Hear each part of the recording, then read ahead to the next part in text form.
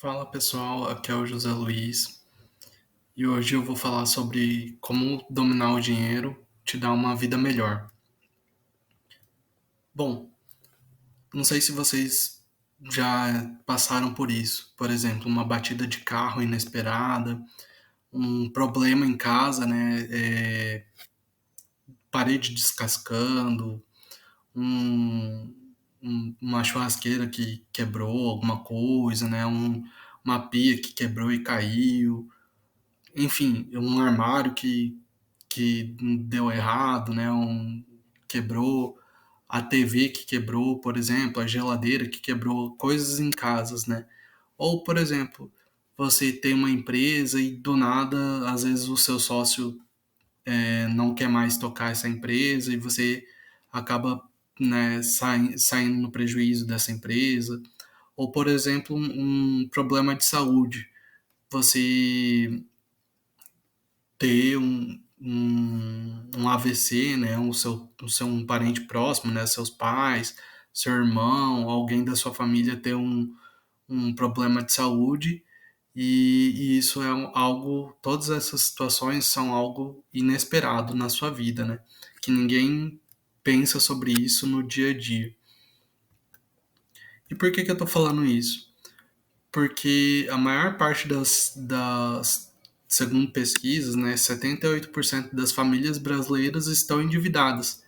E a gente não tem essa educação financeira no dia a dia. Não falamos sobre finanças, não aprendemos sobre finanças nas escolas, e isso acaba por deixar a gente com dívidas, né?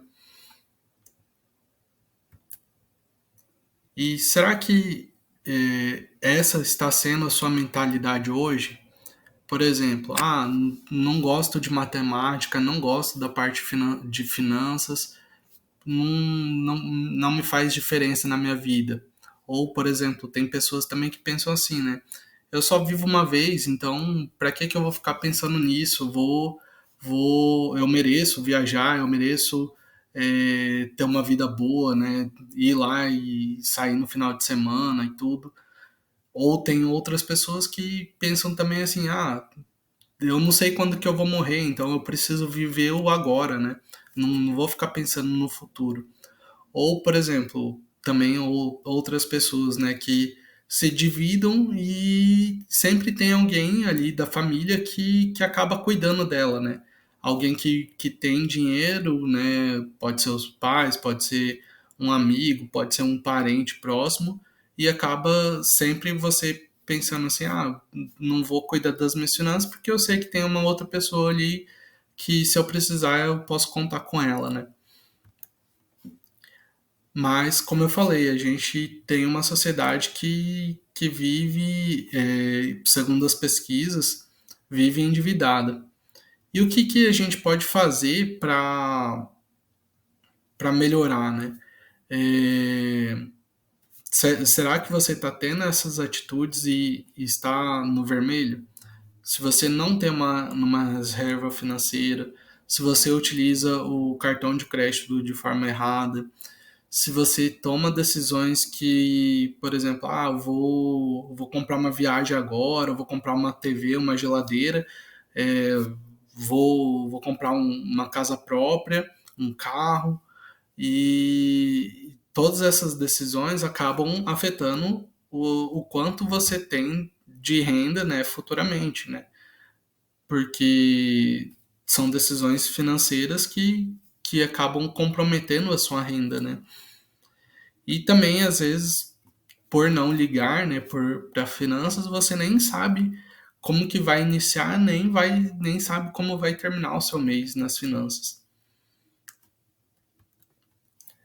Então, algumas dicas para essas pessoas, né, que estão passando por isso, né, tem essas situações. Ou as dicas básicas são: gaste menos do que ganhe, use o cartão de crédito abaixo da sua renda mensal, né? Por exemplo, se eu ganho R$ 3.000, minha fatura do cartão tem que ser 1.500, né? Não pode passar disso. É, e pensar nos imprevistos, igual eu falei no início. Por exemplo, todos nós estamos sujeitos a imprevistos, a acontecer alguma coisa em nossa casa, a acontecer algum problema de saúde, a acontecer é, algo inesperado que, que a gente não vai ter recursos, né, suficiente às vezes. E então é importante você pensar sempre nesses imprevistos e deixar um dinheiro guardado todo mês para esses imprevistos. E a última dica seria uma conciliação bancária. Por exemplo, você saber exatamente o quanto você tem de gastos no cartão, você semanalmente olhar suas finanças, né, seu extrato bancário, identificar para onde que está indo o seu dinheiro, né, mensalmente identificar também as suas despesas, né. Algumas dicas intermediárias é você fazer um orçamento mensal. E é básico, é só você colocar aqui o seu saldo anterior no início do mês, né? Vamos dizer, você vai lá, vai pegar o seu aplicativo de finanças, vai somar o que você tem, às vezes em dinheiro em espécie, o que você tem nos seus bancos, né? A quantia de dinheiro, de recursos financeiros que você tem nos seus bancos, você vai colocar lá em saldo anterior. Depois você vai colocar as suas rendas, né? O que você tem de renda, depois os seus pagamentos fixos e depois os pagamentos variáveis. E aqui, nessa parte de pagamentos variáveis, você tem que estipular realmente um valor, porque para você conseguir ter essa noção como que você vai ficar no final do mês. Senão, que tudo esse daqui é, por exemplo, é o seu saldo anterior, mais os seus rendimentos, menos seus pagamentos fixos, menos seus pagamentos variáveis, você chega num resultado que possivelmente você vai ter no final do mês. Isso daqui, muita gente não faz isso. E aí é por isso que acaba chegando no fim do mês, não tem dinheiro, não, não sabe para onde que foi, né, o seu dinheiro, porque inicialmente ele não decidiu para onde que ia. E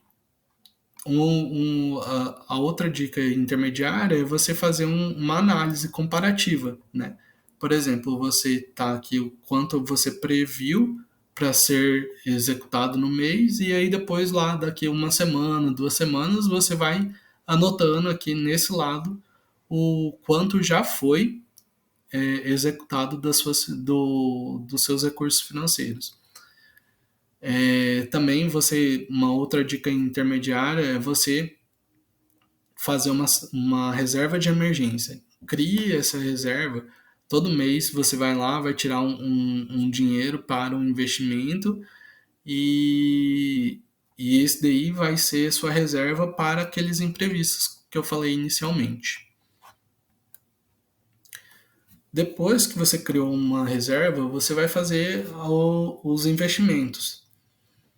E esses investimentos você tem que pensar no curto, no médio e longo prazo, né? Por exemplo, a casa, como eu falei, um carro, seriam objetivos de médio prazo e que se você guarda o seu dinheiro, né, constrói uma reserva e depois começa a investir, você consegue comprar com mais facilidade e conquistar esses objetivos com mais facilidade.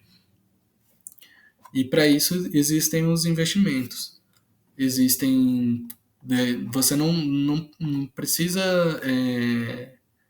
fazer um investimento porque você não sabe, né? Mas você precisa entender os investimentos e entender quais os rendimentos, quais os riscos desse investimento. Analisa e também você pensar, por exemplo, assim, todo ano temos a inflação.